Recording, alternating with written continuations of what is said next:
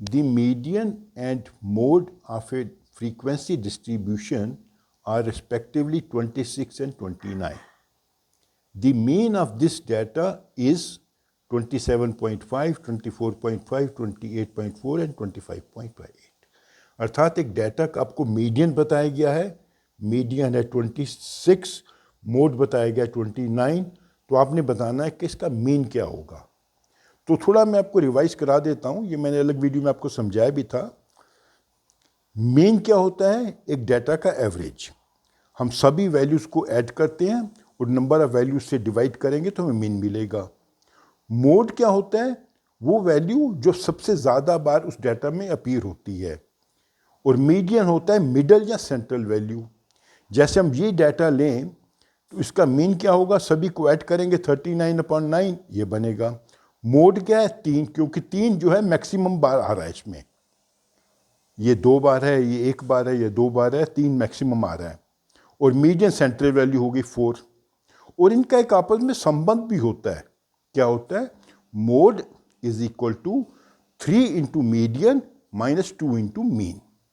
तो हमने इस फॉर्मूला से इस क्वेश्चन को सॉल्व करना है। इसमें हमें मोड बताया गया 29, ये वाली वैल्यू, मीडियन बताया गया 26, ये वाली वैल्यू, और मीन हमने कैलकुलेट करना है। तो ये फॉर्मूला आपको याद होना चाहिए। ये कई क्वेश्चंस में आपको ये इसका उपयोग करना पड़ेगा। तो अभी हम इस फॉर्मूला में अगर ये वैल्यूज लगा दें, 29 इज इक्वल टू 3 इंटू 26, क्योंकि मीडियन से 3 को मल्टीप्लाई करना है, माइनस 2 इंटू मीन, मीन हमको कैलकुलेट करना है।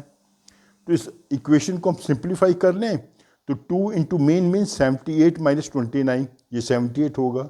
That is 49/2 is 25.5। तो ये जो इसकी ऑप्शन है सेकेंड, सॉरी 24.5 होगा। This is 24.45।